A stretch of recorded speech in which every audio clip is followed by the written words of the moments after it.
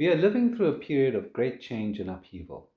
The post-World War II rules-based order is in decline, and a multipolar world is emerging in its wake. This shift begs the question of whether we can respond to the pressing global-scale challenges of our era, which require cooperation and coordination across scales, sectors, nations, and regions. This address is concerned with the question of what role values-based organizing can play in brokering this cooperation and coordination and unlocking new trajectories for just and sustainable futures. The sweeping geopolitical changes that we are living through are unfolding in a context of pressing global scale challenges, many of which are underpinned by many dimensions of change. These global challenges and dimensions of change have real-world impacts that range from the global to the local and vice versa. They introduce a level of complexity that provokes anxiety and a sense of being overwhelmed, but it is nonetheless important to engage with them and understand them. Some of the global scale grand challenges that we face include climate change impacts and the pressing need for mitigation and adaptation measures, the collapse of life-supporting global ecosystems, 12 out of 24 of which were found to be severely degraded by the Millennium Ecosystem Assessment back in 2000. That's 25 years ago now. We're also facing the prospect of resource scarcity, which ranges from copper to rare earth minerals to phosphates, which are important for fertilizer production, to basic resources like water and arable soil, as well as poverty and inequality that is within and between regions and nations.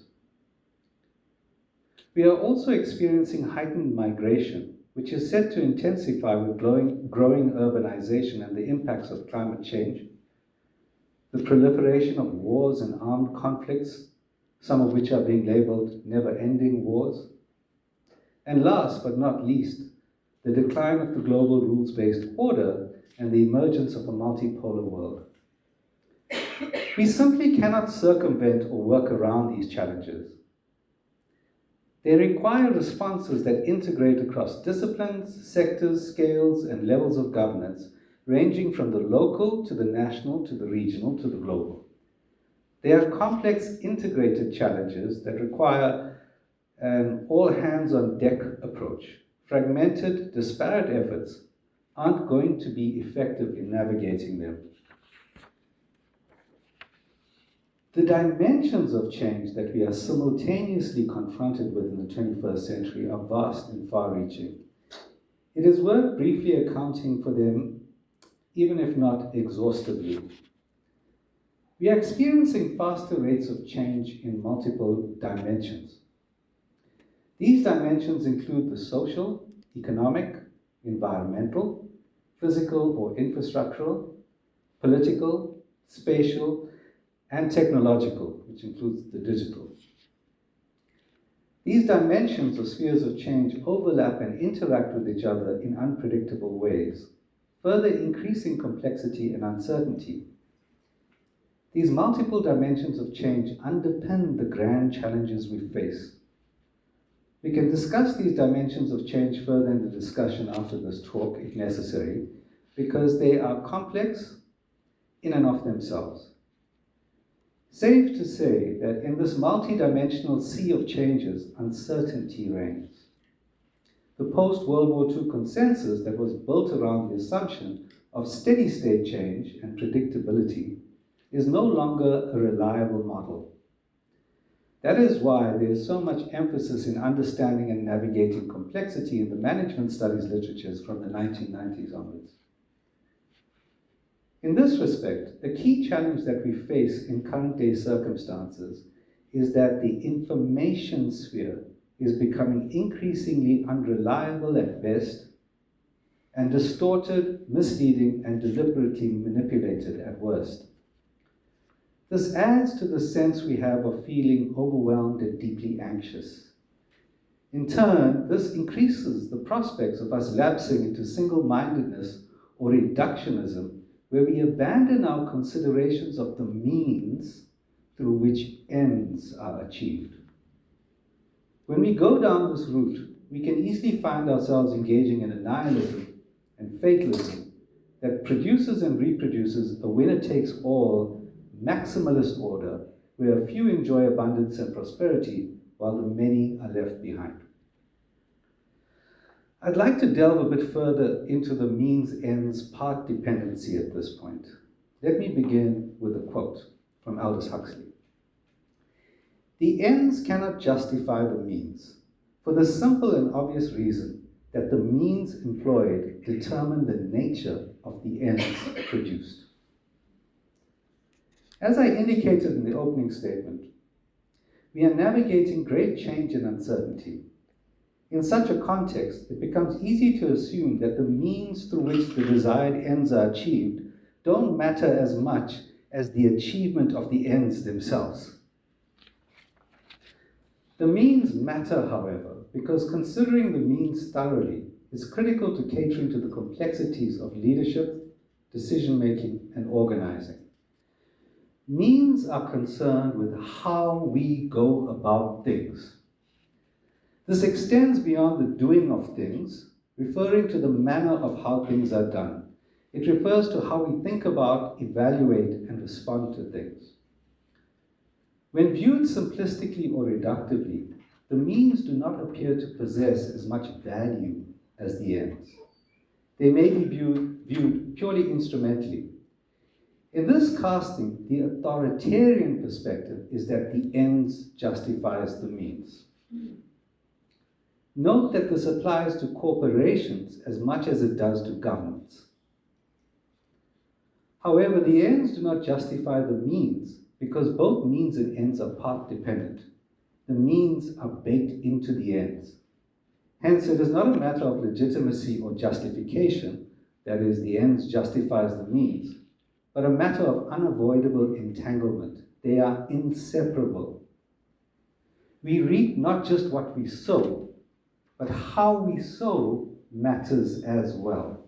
That's the point I'm making. In the face of the decline of the global rules-based order, considering the means thoroughly and comprehensively is arguably even more important than ever before. Engaging with the questions of means forces an engagement around complexity, or more specifically, the complexity of the means available to us. That is because different potential means that we consider are underpinned by different values and/or value systems. There are many relevant questions to be posed around the values underpinning the choice of means we adopt. For example, we might ask to what extent the means are holistic or reductionist in measure. That is, does it take the big picture into account? Does it enable collectivity and strengthen relationality? Simply put, does it bring us together or drive us apart? Does it reflect our ethics and principles faithfully? That is, are we doing what we teach our children they ought to be doing? Are there social cultural values informing it, and if so, whose are given priority? What institutional and media influences are informing it? And are these reliable sources of information and interpretation? That is, we consider the means more holistically, critically, reflectively, and creatively. Considering the means carefully and thoroughly enables us to act on a basis that, on the whole, even if imperfectly, responds to the critical challenges that we are connected to, and which in turn connects us all with the duty of care these challenges require us to adopt. So here, when I refer to duty of care as paying close attention to, I'm referring to as paying close attention to the means through which ends are achieved. There are parallels in moral philosophy and other fields, law, but what is being specifically referred to here is a governance-level ethical principle that employs an ethics of means, stewardship obligations, and precautionary measures in formulating the means through which ends are achieved. So let's bring it back down to earth a bit. Take, for example, the spectacle of cruelty as a means. What ends does it produce? For one, the spectacle of cruelty diminishes both victim and perpetrator, for the humanity of both are assaulted by the spectacle of cruelty, whether they engage in it wittingly or unwittingly. The spectacle of cruelty erodes the basis for meaningful civic and civil interaction. For when fear of such persecution arises, it permeates the lives of both the victims and the perpetrators. The perpetrator one day may be the victim the next. Instead of civic and civil interaction blossoming, fear, anxiety, and mutual suspicion spread, eroding the horizontal social fabric of society. Over time, resistance may grow from the initial acquiescence to it. State repression intensifies in turn, seeking to force acquiescence. In this unholy mess, divisions and polarization entrench societies into fault lines that can lead to violence, unrest, and a spiral of self-destruction. So it is not without irony, but perhaps a reflection of intent and purpose, that the cruelty of spectacle is deployed by authoritarian and totalitarian power. It makes it easier to repress everyone in society. That is, even those in everyday society who are comforted by occupying the role of the perpetrator or oppressor are themselves oppressed.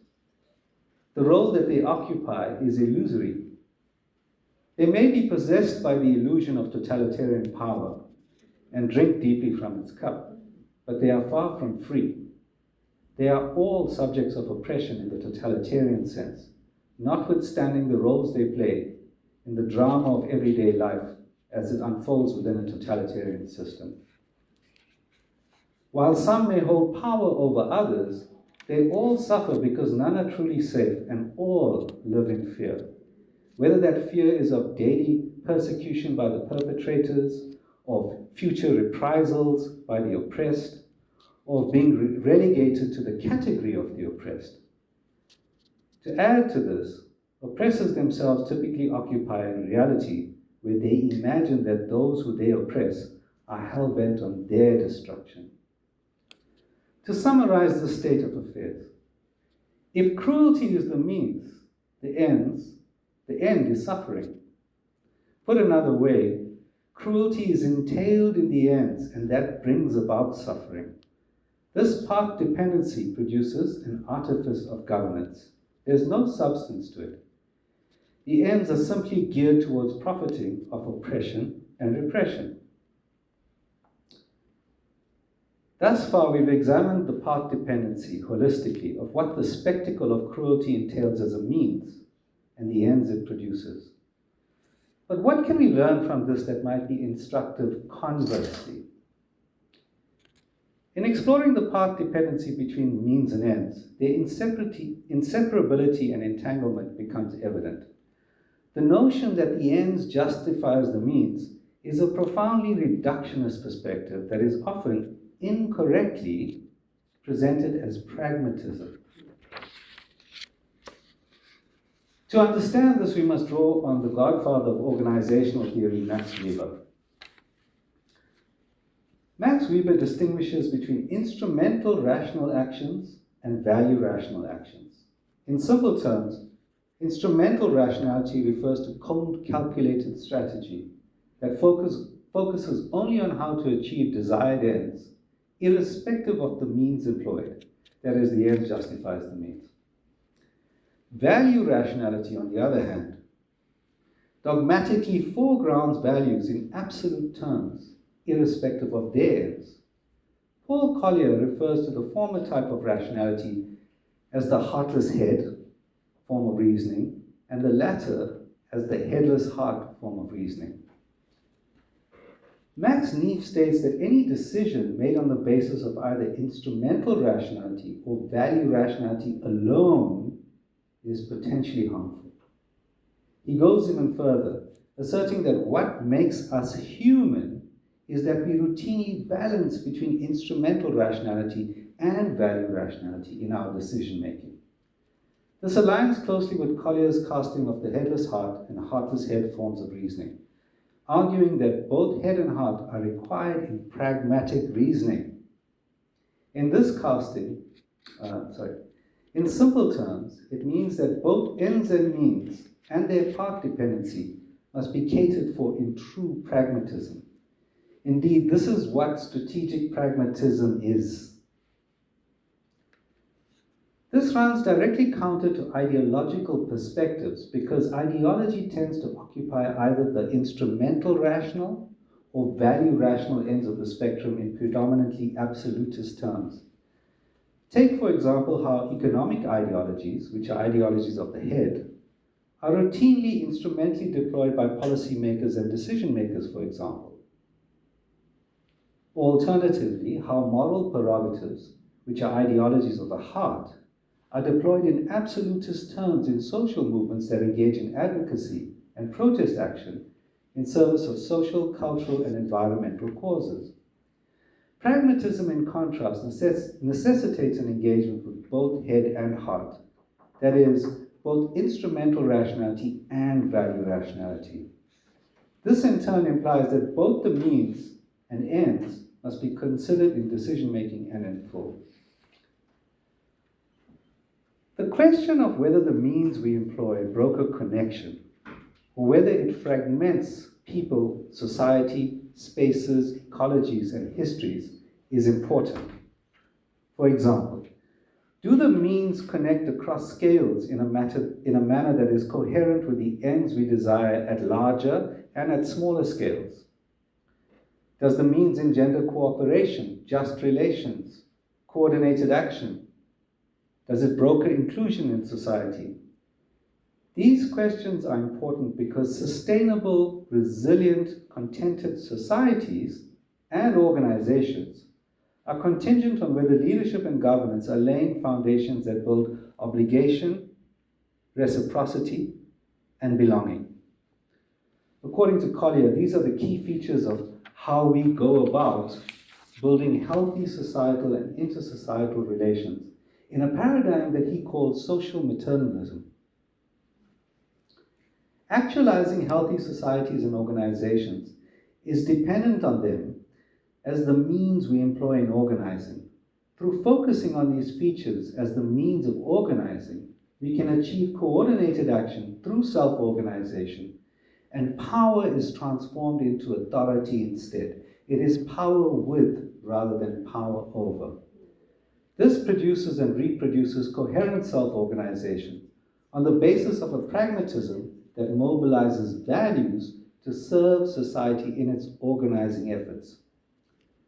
A narrow focus on ends alone, that is by any means necessary, disavows itself of these considerations. It is a blunt instrument, a cognitively limited approach deploying only instrumental rationality. And I don't mean this pejoratively, it's simply an observation that's borne out by evidence. As alluded to, these questions pertaining to means can be asked across different scales and levels of governance, from the organizational to interorganizational, sectoral and intersectoral, from local to national to regional and global. A central question in this regard is, as the rules-based order declines, or is at best diminished in its effectiveness, what responses can we mount to the pressing challenges we face that are common to us all, global grand challenges? After all, we have largely failed to respond to the most pressing global challenges to global planetary civilization, particularly migration, climate change, and the degradation of life-supporting global ecosystems through the rules-based order. It must be acknowledged that many pressing global challenges such as health, conflict, and poverty have actually witnessed great progress under the rules-based order. So let's not throw the baby out with the bathwater here. So while we may legitimately lament the demise or decline of the rules-based order for both instrumental rational and value rational reasons, how can we pragmatically navigate the challenges that impact us all, which require collective cooperation and coordination to adequately respond to? The grand challenges or global problematics that we face together require a paradigmatic shift that significantly transforms how we live with each other and the non-human systems we depend on and impact in order to sustain the human project as a planetary enterprise. In turn, this necessitates a shift in the primacy that has historically been awarded to the idea that some humans are more equal than others in society, the primacy that has been afforded to the human project in relation to the non-human ecologies that we occupy and the non-human species that we coexist with, which we depend on for our survival. This is what is broadly referred to as the post-human term. Acknowledging this is key to unlocking the paradigmatic shift, a new story needed to actualize new pathways for human development that can be sustained into the future. While rules-based organizing is critical and important for meeting the challenges we face as societies and as a global planetary civilization, rules-based organizing can prove lacking in environments of complexity, uncertainty, and unpredictable change. That is because rules-based organizing can stifle creativity, flexibility, and adaptability by constraining the people who are being organized by the rules and its governance structure, which, whether it's hierarchical or not, casts the role of leadership as a hands-on, more managerial function, issuing instructions, coordinating action, and operating within a paradigm of control. In contrast, values-based organizing prescribes a set of values around which organizing occurs. This enables organizing with greater degrees of freedom, that is, than rules, enabling greater choice and agency in those doing the organizing. This in turn enables greater capacity for creativity, innovation, adaptability, and strategic flexibility in organizing. In environments characterized by complexity, uncertainty, and unpredictable change, values-based organizing holds the promise of enabling greater capacity to respond effectively. That is, by enabling self-organization through the propagation of value scripts, whether it's in a family or a firm or in society at large. Those value scripts underpin the norms that guide our behaviors. So whether in bounded or networked forms of organization, or in formal or informal modes of organization, when value scripts are propagated coherently throughout them, they serve to facilitate greater coordinated action. That's a key point. So whether these values are grounded in organizations themselves or between organizations, within and across sectors, or even across different scales and levels of governance, values can serve as anchors or organizing principles that serve the greater purpose of organizing, the ends to which we're organizing. This is not an argument to abandon the rules-based order, but to recognize and acknowledge both its immense value in maintaining order, as well as its limitations in grappling with complexity, uncertainty, and change.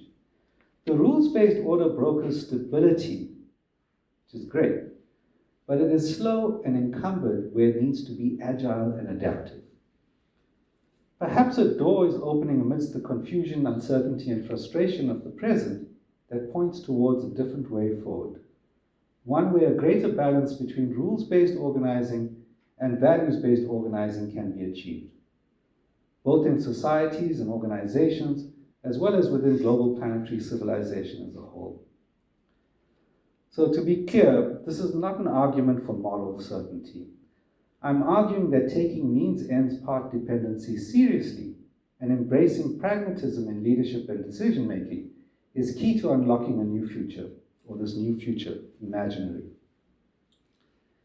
When we reflect carefully on the values that inform how we organize, we can be more deliberate about what ends our organizing is geared towards. That is, the values underpin how we go about things. That underpin how we go about things are given the opportunity to reflect in the value creation or the ends that we are organizing to achieve. There are already examples of such values-based organizing. Take, for example, the global corporate compacts to prevent corruption in how multinational companies do business across the world. Or the cities compacts, like C40 cities, that have adopted values that promote sustainable development, climate mitigation and adaptation, often despite the apathy and reticence of their national governments to engage meaningfully with these challenges. Similarly, as the multipolar world emerges, we can seed and coordinate efforts that seek to ensure that these new arrangements, whether between nations, regions, sectors, or organizations, or networks of them, these new poles, are based on values compacts that can better reflect their society's priorities in engaging with the vulnerabilities and opportunities that present. These extend beyond economic goals, encompassing social and environmental prerogatives that are specific to these emerging multipolar arrangements. For example, navigating climate change and adaptation in developing world contexts requires that just transitions to sustainability be actualized. In turn, this requires foregrounding pressing developmental needs in transition, such as alleviating poverty, inequality, and unemployment, absorbing youth-age populations into gainful employment and entrepreneurship, ensuring equitable infrastructure and service provisions to vast swathes of their populations, boosting societal resilience to loss of ecosystem services and climate change impacts, and fostering new innovative pathways for education and training, that is, as part of how we address environmental degradation and global climate change prerogatives at the same time. As the rules-based order declines, it might be that the disguised opportunity is to seed and grow values-based compacts that can provide more agility, flexibility, and context-specific responses to global grand challenges in the countries and regions of the world. This calls for translocal solidarity building as much as it requires concerted efforts amongst countries, regions, and interregional agencies and bodies, for example. It will also require that these compacts are forged on the basis of guaranteeing equal voice in establishing these values compacts. That is, these compacts need to take in the importance of drawing on multiple perspectives seriously, not just for ideological or moral reasons, which are sufficient on their own, but for the immense benefit it brings to navigating the complexities of this era. By organizing on the basis of not just mutual interests, but shared values, we stand a much higher chance of ensuring the unity of vision, mutual commitment, and shared purpose from which reciprocity, obligation, and belonging can emerge in turn. There's no need to wait for one dominant partner or another to take the lead on this. Even less powerful partners can exert their value orientation as key to actualizing these values compacts. What it necessitates is leadership, and from all sectors and levels of society. This in turn requires us to free ourselves from the notion that a greater overarching power will take responsibility for ensuring the primacy of values in an emerging multipolar world. It is the new site of contestation, and we must take it seriously, together, collectively, if we are to produce a world that is a better place for current and future generations. At a personal level, growing up under the illegitimate and callously cruel apartheid regime, which exerted near absolute control over the lives of ordinary people, I was often struck by the irony of the inherent wisdom of the inscription on the old 1 Rand coin. It read, "United we stand, divided we fall." I never expected that in 2025, this truth would be more self-evident than it was during that awful period of South African history. But here we are.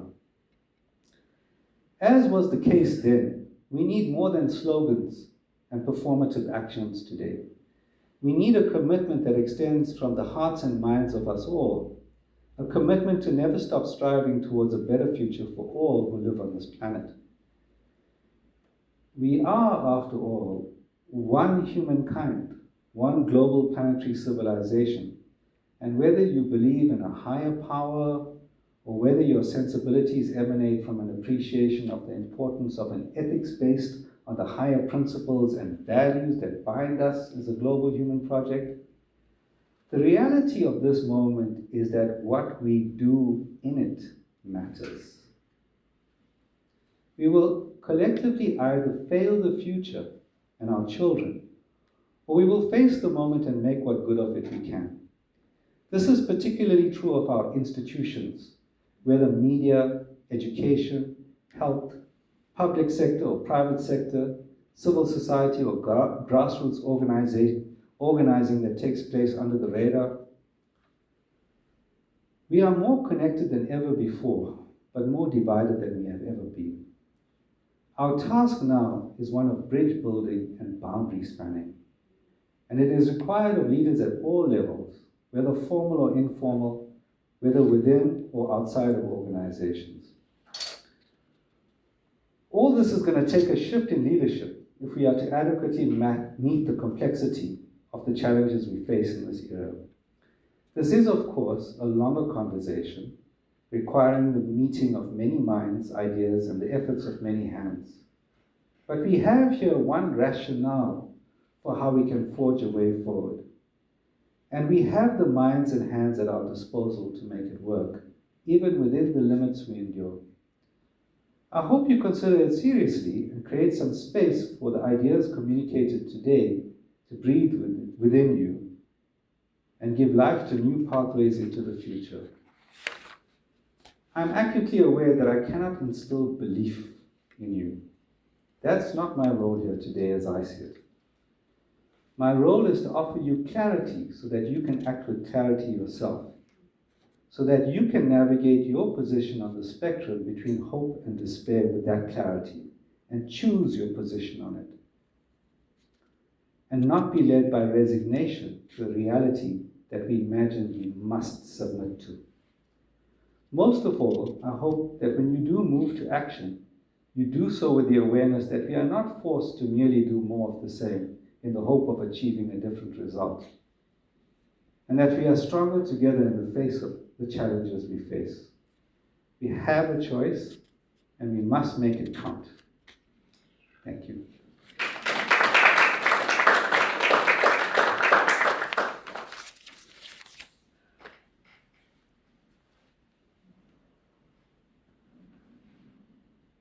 Now it's your turn.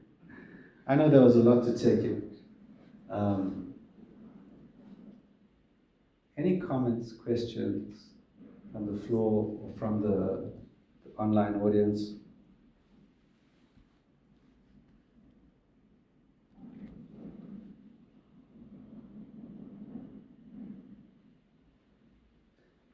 You know what Oscar Wilde said, right? Because I know we're living through a time of pessimism and cynicism. But his famous quote, "The cynic is a man who knows the price of everything, but the value of nothing." That's instrumental in value rationality, right there. So we encounter this in daily life. We do it naturally when we're making decisions. We're just not aware of it. There's nothing new about the ideas I've put forward here today. It's just assembling them into a message. And a lot of this was based on the last section of a book I've just written. But I've modified it extensively for this talk. Temba? Prof, I just wanted you contend that we need leadership to do this. And I think you answered it partly in terms of leadership as in those who are elected in structures, but also personal leadership. But let's just for a moment focus on those who are elected. Do you think, is it your opinion, that we've got the necessary quality or kind of leadership that we need to push values forward? No. Look, I think that there are many good leaders out there, but they're drowning in the kind of politics that we've lapsed into for a variety of reasons. I mean, we really are in the politics of the gutter right now in many parts of the world. So we don't really have a healthy public discourse. And people who might want to make a contribution in those spaces are put off by it. It's so polarized, it's so extreme, there's no real political discourse that to speak of. It's basically throwing stones at one another and trying to hijack Twitter feeds of people. The online world has played a major role in this. The way in which algorithms function has also increasingly played a role in this, because it's corralled people into echo chambers and it's enabled politicians to corral their followers into these echo chambers or draw them in even further. So we have a real problem on our hands. But when I speak of leadership, I'm not just talking about leaders in office who have positional power. I'm talking about formal and informal leadership. So the shift in leadership that we need to move towards, and in some instances we do see that, but it's towards thinking about leadership as distributed throughout organizations, throughout a leadership culture. When you have grassroots organizing, when you have active citizenry, when you have leadership in communities, not just street committees, I'm talking about real leadership that comes in and of communities, then you are able to hold power to account. Hannah Arendt said that power is the ability to act in concert. Even if you watch interviews with Barack Obama, he'll say, power is how many people you have standing with you. Leadership is not a phenomenon that is about the greatness of it. We have great individuals from time to time who rise above this, but they always ride on the crest of a wave. They capture our hearts and minds. And my sincere conviction is that we need to be developing that within organizations, but also within societies. Why do we have such advanced leadership programs at the GSB, but we're not working with underprivileged youth and giving them the same leadership skills? This is not difficult thinking. It really just requires the effort and the funding and a shift in the way we think about how we do things. So I think when I say it requires a shift in leadership, I mean it particularly in relation to a historical Achilles heel in leadership itself, which is the great man theory of leadership, which was originally forwarded by Thomas Carlyle in his 6 public lectures, where, and this is quite something. His idea was that, so it was a reaction to the Enlightenment period where everything was so rational that it was rationalizing out heart. It was rationalizing out the things that made us human. So him, who was inspired by poetry, he saw great leaders as sent from God down to your earth, and that our role was to find them and elevate them and hero worship them. That's one of his lectures, hero worship. That's where the word comes from. And my observation in teaching leadership and being in leadership roles and watching how organizations work is it's an Achilles heel. We tend to invest a lot of power in leaders, but not really think about how we develop the leadership capacity of an organization, how we distribute it throughout society. And we disempower people this way, and we've created the conditions, in times of uncertainty and great complexity, division, polarization, great man heroes and I'm using the word man, specifically with respect to the theory here, right? It is heavily patriarchal in the way it was conceived of. But that model, in my view, is what is holding us back. We need to build agency in society. My kid is 10 years old. He just hit 500 subscribers on his YouTube account. He's only had it for about 4 or 5 months. Yours knows I was in an organization, I was trying to get people to do this. I couldn't get people who were well qualified and well educated to go out and build channels. How come a 10-year-old kid can do it? Because he's not thinking about his restrictions. You know, when you said to him, oh, you're doing so well, you've already got 300. He's like, well, there are like 10 billion people online. He didn't see limits. We need to cultivate that creative sense in leadership. We need the rules, we need the formal stuff, we need to deal with difficult stuff. But what I find consistently missing is, in MBAs as well that I teach, is creativity. Because no one wants to do something that's wrong, because we're so constrained by our adherence to rules-based structures. And you know what job security is? It's, well, I did what you told me to do. I did it by the rules.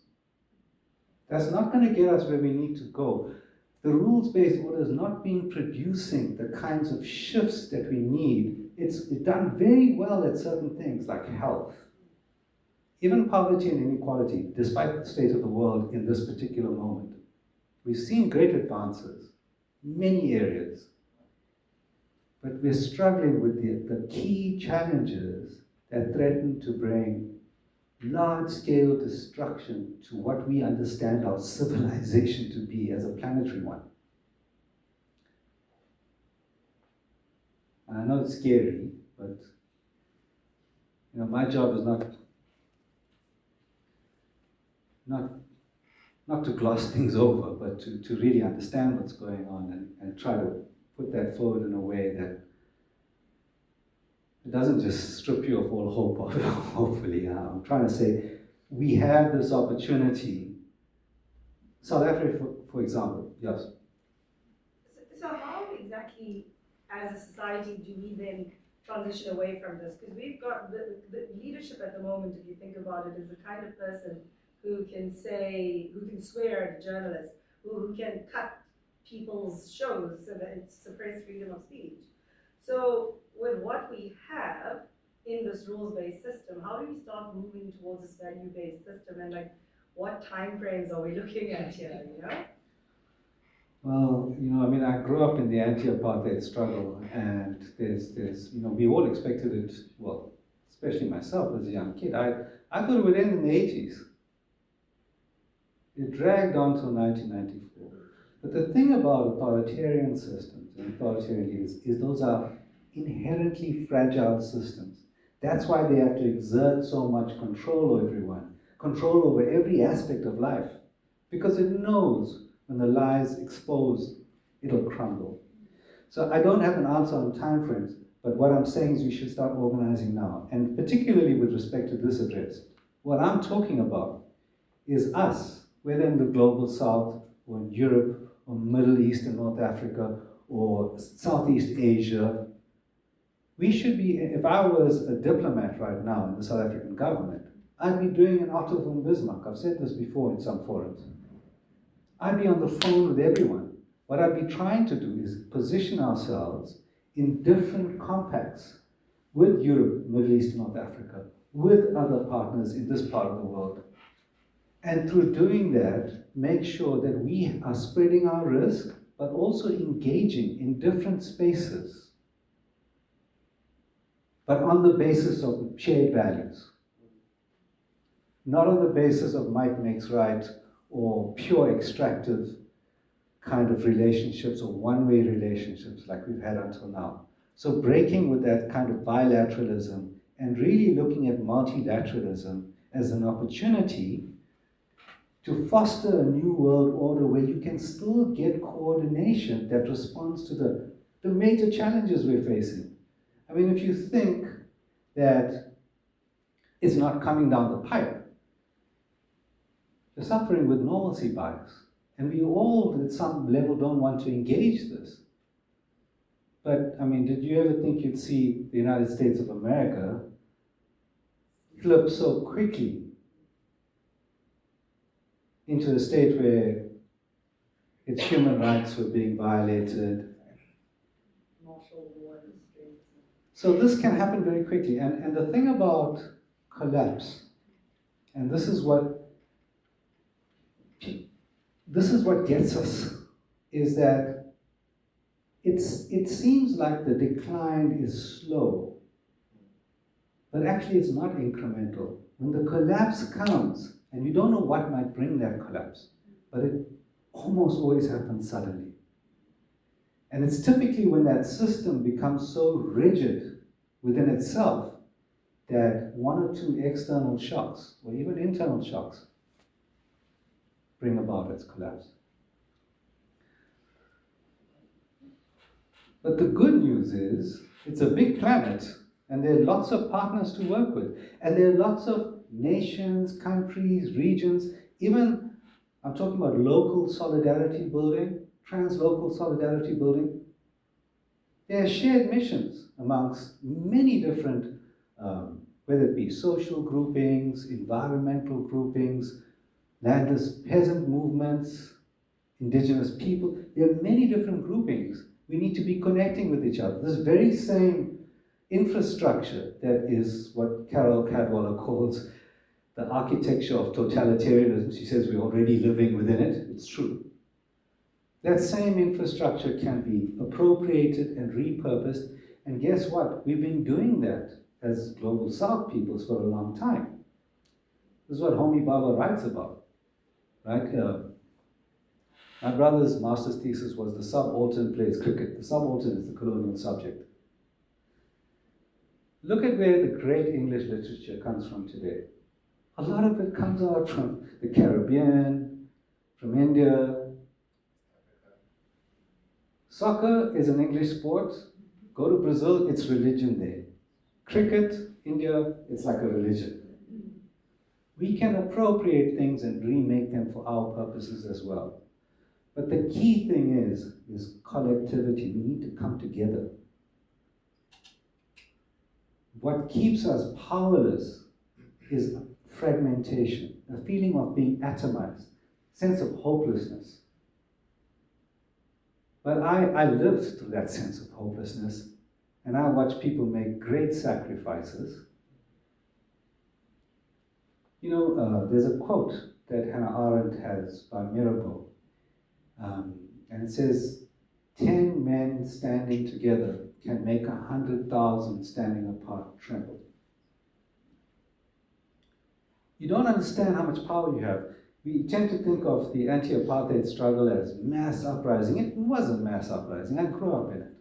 The rolling mass action you saw out in the streets, a lot of that were trade unions who mobilized their workers to come out the streets. It was pockets of middle-class people who connected across class and across race into working-class communities, and they mobilized and organized. Revolutions, for example, are not mounted by the entire populace. It's like 1% of populations. There is power, but we've been duped. We've been convinced that we don't have that power because we're so busy paying bills, working 24/7, glued, addicted to our phones, fed an endless stream of junk, as Yuval Noah Harari calls it.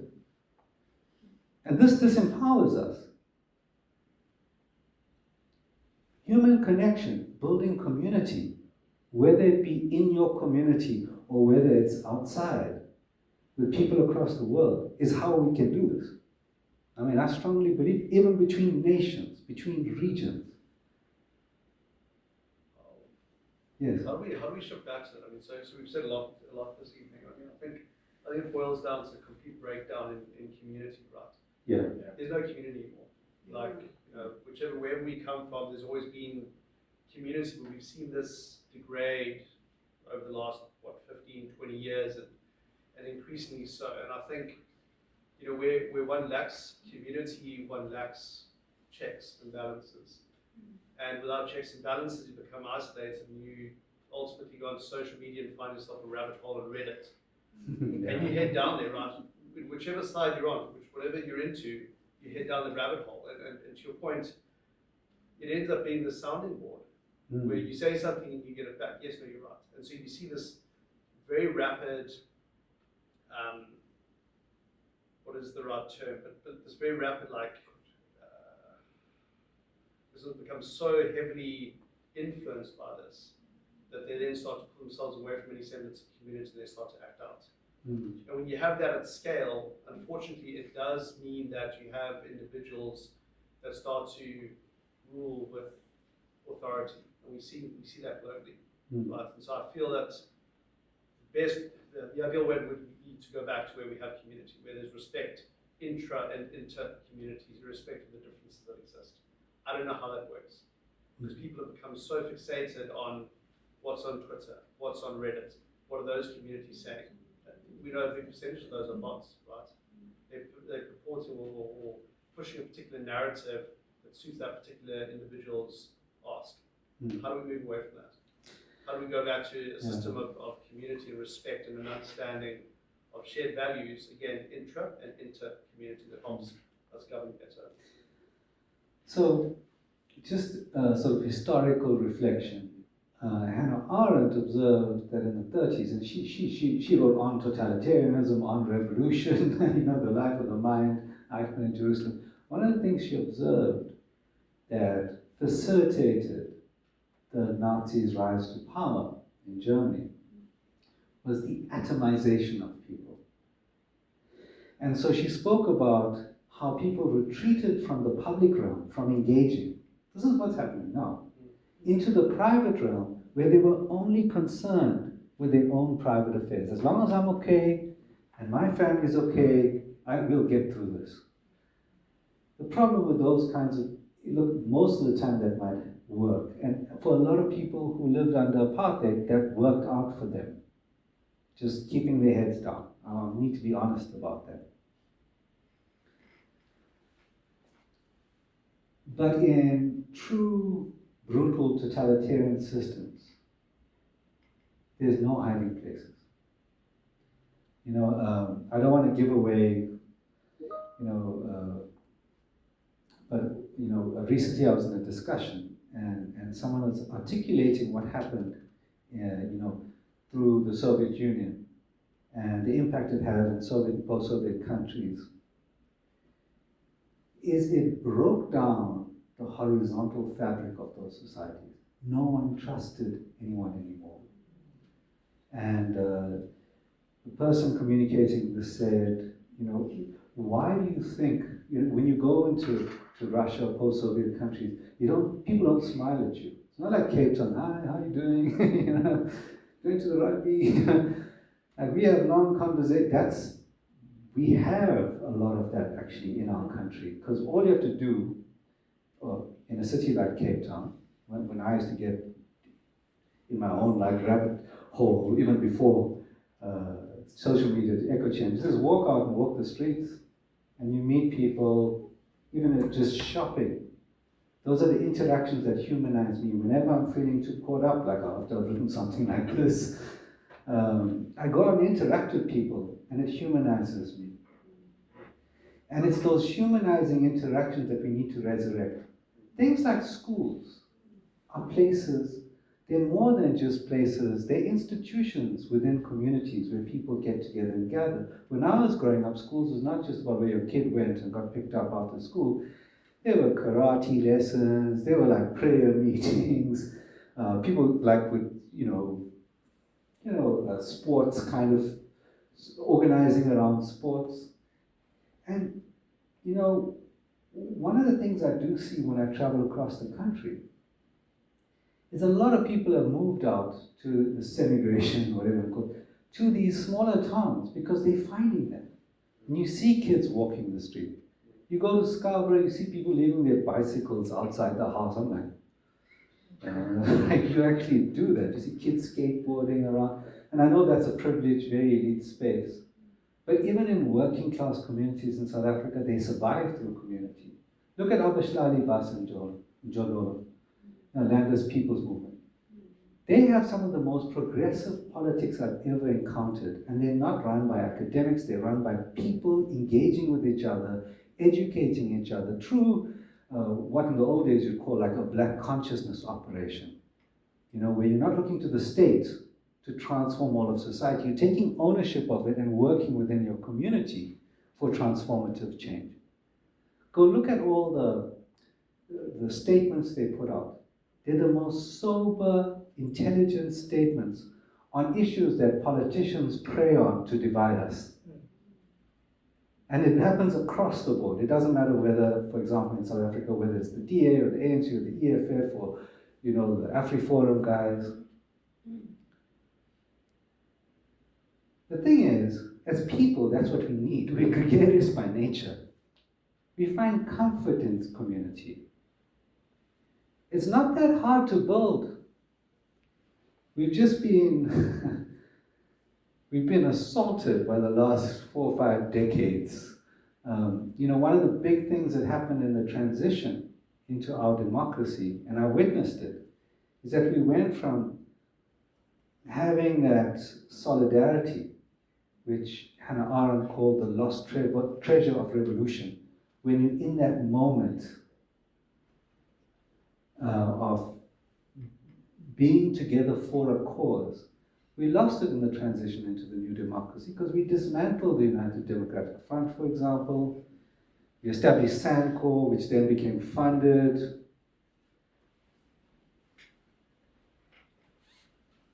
A healthy society requires us to engage and build those things. And yes. Thanks for the opportunity. So I want to just create context. I remember once listening to Trevor Noah, who's a global citizen, and I like how he relates his international exposure back to South Africa. So he said, like in South Africa, if you ask somebody that you meet in the street, what do you do? He says, I'm an accountant, a doctor, I'm a professor. But when he went to France, as an example, he asked the guy in the street, oh, what do you do? He's like, oh, I drink wine, I have fun, I have fun, I listen to music. And he says, no, what do you do as a vocation or as a profession? And he said, oh, okay, that's actually very strange that you ask me that. Yes. Because my purpose is my ikigai, which is a philosophy I hold more dear than my title. And why I say that is, I think that in essence is what core value in an organization should be centered around. When you walk into an organization, you adopt the value of that organization. You apply for a role in an organization that speaks to your value. And in leadership, I find that if you are value-based in aligning why you are there, your passion and your mission should be linked to your profession and your vocation. So you shouldn't just be, as an example, I had a honor to have recently been a part of the UCT Global Health Lecture delivered by Dr. Camaren, who's the UN Special Rapporteur for Human Rights Center of Universal Health, Dignity, Comprehensive Respect and Care. And a question that I want to pose to you is, one of the doctors said that we forgot that our ikigai as doctors is to uphold the humanitarian side as doctors, but we leave it to lawyers to develop policies that affect the clinic where a lady is going to get put out for a kid. And he said that it's not my job. I'm a social worker and I don't do the policies. But should you then not be a humanitarian as a healthcare doctor for the country that you provide services for, to craft policies and be in a strategic position to do so, rather than say, my profession is a doctor in medical fraternity. Well, a similar comparison might be like, I'm an academic and my job is just to produce knowledge, disconnected from society. Since 2008, since the global financial collapse, across the board in OECD countries, in South Africa, even in China, many places in the world, the Edelman barometer has been measuring the decline in public trust in the 4 institutions that produce democratic societies in particular, but they also looked at non-democratic societies: business, civil society, media, and government. Going into COVID, we were second last on that list, I think. Across the board, because these institutions have disconnected from ordinary people, they have lost the faith of ordinary people. And ordinary people are turning to radical demagogues to assert their wishes and get exploited in turn. So who's going to take the gap? Are we, from the institutions that we're in, going to leave it to radical demagogues? Or do we take the gap and move into the space and organize around it? And I know there's a sense of powerlessness. There's always been that throughout history. You've got to organize, you've got to connect. And you find that when you start connecting, there's a feeling that comes from that. You start feeling your purpose again. You're not divided and conquered. You know, there's something very human when we are together. You know, other places you'll find it is like at a cricket match or a rugby match or something. In sport, we experience that. But it's ever more powerful when it's governed by a purpose that's even greater than that. And because we've lost those connections, we're looking for a savior to parachute in and rescue us. I think I will just add another comment. Thank you so much for that. In terms of living with longevity, transferring a lot of skill, retired knowledge. If you look at blue zones in the world, they have the longest, like Okinawa as an example. They don't have the lack of transfer of culture, leadership, skills to the next generation. They have it because they have the oldest population and youngest population practicing the techniques, the philosophy. Hence I said Ikigai, which is the philosophy that's translated down. So in an African context, there's a Zulu proverb, or there's a proverb, when carrying your water, you value every drop because you value the water you carry. Or I'll say another one, when you travel a road, ask the person coming back from the road, how was that road? That's called wisdom. We've got all of these proverbs, but they're not, as you said, applied so that the common man absorbs them in their syllabus education from grade R. They are pumped a foreign culture that's not adapted to what they resonate in the South African context. So that for me is the dilution of values. Learning about values that are not. Yeah, I mean, like particularly when you move into the institutions, you know, growing up in the communities that I grew up in, there were strong values, and they were centered on values. That's how I learned my values. I was literally a kid who was raised by a village, you know what I mean? Not a, and it's complex because in Africa in particular, we have a mix of Anglo-Saxon values and African traditional values because of our history. So there's a complex mix of them. It makes it even more intriguing because it's a space where you're reconciling them, even though they might pull in different directions at times. It's one of the things that makes this nation so special. You know, we were once asked by, I think, I won't mention it because I'm not sure what I can share, what I can't share here, but a foreign official, like, why hasn't our country fallen apart? There actually is more that joins South Africans than divides them when you look at the actual data on it and you stop listening to the politicians. So, Now we have two online questions. great. Yes. Do you want to put it to just do one at a time? One and the first one?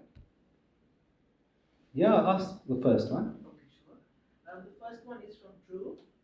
It says, in light of all these considerations, what should individuals or leaders do to further the agenda while not losing sight of their immediate responsibilities? Is the solution that they need to shed everything and start from scratch, or how would we integrate these considerations for future value sharing? That's a great question. So I know that when you're running an organization, for example, your priorities, okay, your shareholders of your private sector, it's also just getting people paid, right? That's an immediate reality. And of course, that takes precedence. That's why there's an instrumental rationality that we need. But it doesn't prevent you from doing the bridge building and the boundary spanning, which means that connecting with stakeholders far beyond your shareholders. Firstly, your internal stakeholders, your own employees, connect with them. Then connect with your stakeholder groups. It might be supply chains. It might be partners. It might be the consumers, the communities in which your businesses are positioned and who they employ. When you build out these relationships, you get a much more holistic sense of what role you're playing. And it doesn't mean that you deprioritize the things that make your organization survive, and particularly all the pressures you face. But the bridge building and the boundary spanning starts creating an awareness of the greater meaning of this organization in a larger context. That can also work to your strategic advantage because you're getting information from different places as well. So there's an instrumentality to it as well. You know, a good example is like top-down strategies, like just imposed, that are not sense-checked by people who are actually at the cutting edge, who are dealing with clients, for example. Those usually go badly, right? There's a litany of examples of that. So even just that connecting internally can make a huge difference in, you know, what we think of even people within and outside of the organization as sensors, who are giving you a sense of this. You know, for example, brand damage. You know, there was a time where there were pretty much no consequences for corporate wrongdoing. Think of the 2008 collapse. But recently, if you look at what's been happening to like Boeing, for example, Boeing has not recovered. Think of Elon Musk going out and doing a Nazi salute. It has consequences now. If you're out of touch with that sentiment, you can make some grave errors. But if you're in touch with it, you might be doing them some good and yourself some good at the same time. I think that's what you'll call win-win in corporate world, right? Yeah. So that would be one thing I think you can focus on, is the bridge building and boundary spanning role of leaders, which if you read all of the leadership literatures, has become increasingly important as we've moved into a more complex world where the changes you can't see coming down the pipe. I had an AI retail CEO of a company called Ryan Falkenberg give one of the most impressive addresses I've seen on values-based organizing. And basically what he's saying is he needs agility in his company. In fact, he said their core business 8 months ago wasn't their core business today. So if he built it around rules, he wouldn't get the flexibility where people can run with a wholly new ball that he throws to them. And he gave a few examples. I can't remember the one. It was like, I think it was a Swedish company that he was always dealing with. They had to basically build something in Swedish, I think. And he wasn't sure, but based on their values, they organized around it, and he didn't have to be doing all the overseeing, the managing role.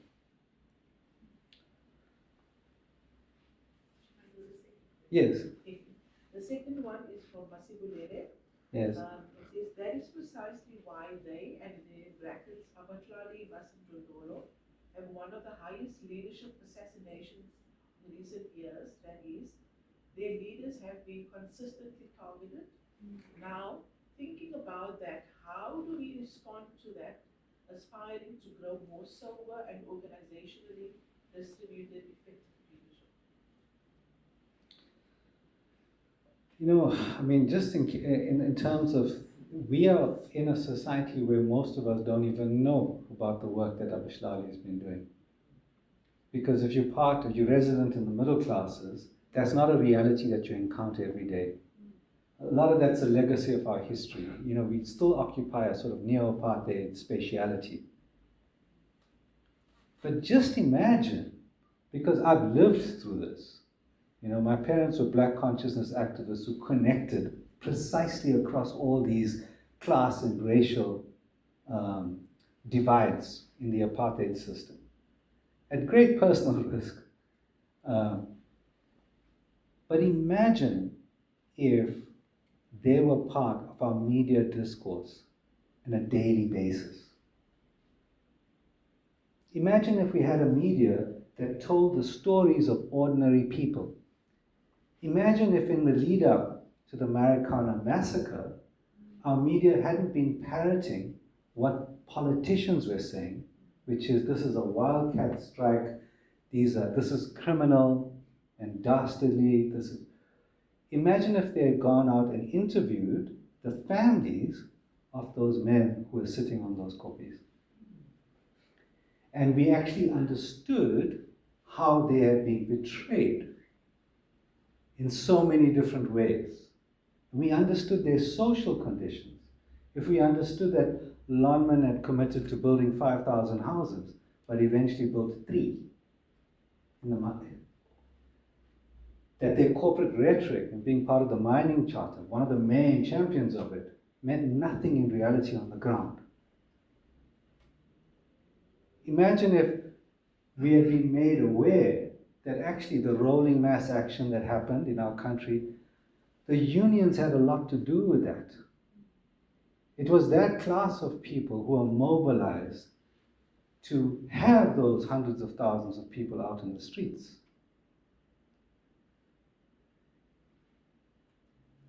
You know, we used to have societies that were organized around labor. They were built around labor. Healthcare is about labor, having a healthy labor force. Education is about having a creative, smart labor force that can take you, not just labor, but entrepreneurial skills as well. The institutions were there to service labor, and then we started to thin away those institutions, and we replaced it with the consumer. The promise of cheap goods and abundance of it. When I grew up, there were men and women, sorry, I know we're quite over time, who went every day to a factory to work for 30 or 40 years. And they were respected for the roles that they played. And they put their children through education. Their children within a generation became upwardly mobile, and it transformed their lives and their destinies. That's what I mean by connecting, understanding all those things. And our institutions, by and large, have failed us. So when your media companies are owned by the wealthiest people, that's not media in and of the people. It does not have their interests foregrounded.